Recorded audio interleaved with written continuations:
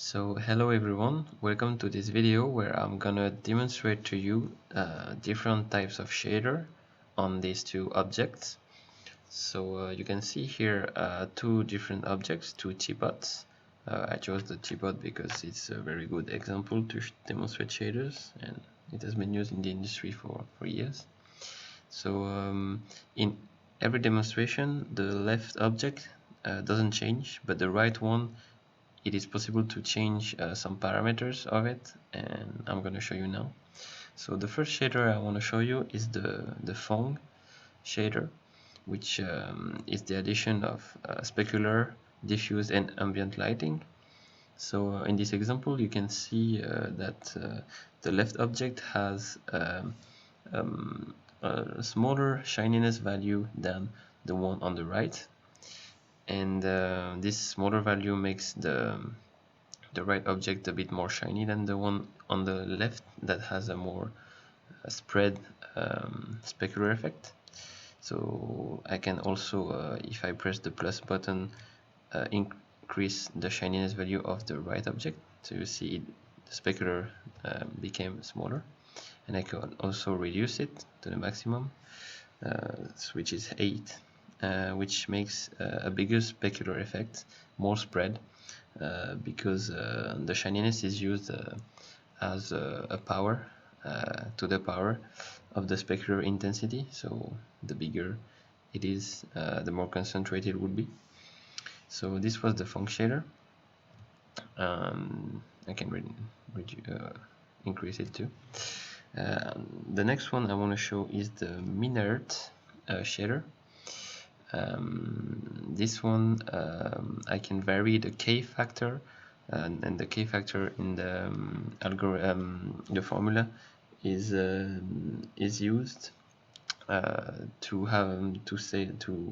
for the intensity of the specular effect of the shadow that is cast, because the Minnaert, and as you can see, the Minnaert has a shadow directed to the camera view, and I can also increase it so until there's no more shadow, or I can lower the K value, which makes the right teapot way darker where the camera points at and where the light is too.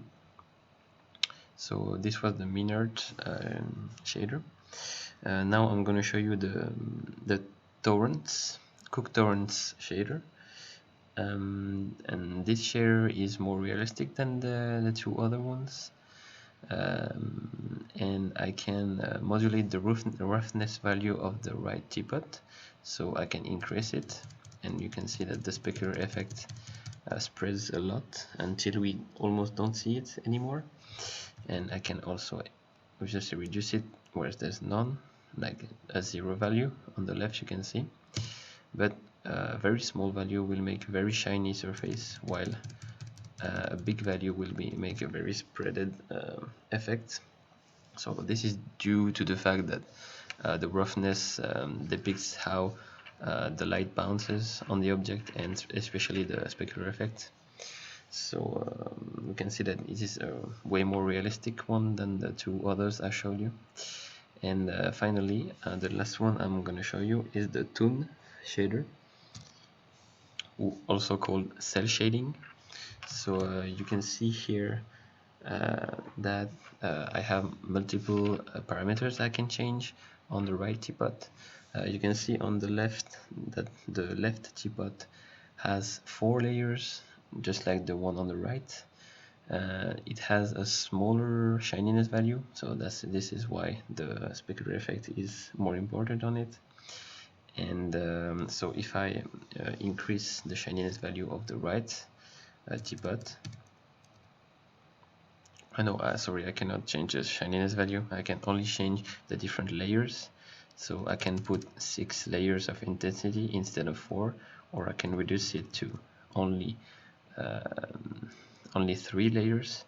So these layers are just the different layers of intensity that we threshold to apply the intensity of the light coming, diffuse and specular. So this is how the Toon shader works, and we can see that it can be a bit better with more layers, and I can also activate and deactivate the specular effect. So you can see here that without the specular effect it is very toony, and also with more layers if I add and remove them, but I prefer with the specular effect, to be honest. And yeah, the two objects also rotates in order to show the effect of the light, obviously. And all the instructions on how to use this app are present on the screen. So this is all for my demonstration. Thank you very much for your attention, and goodbye.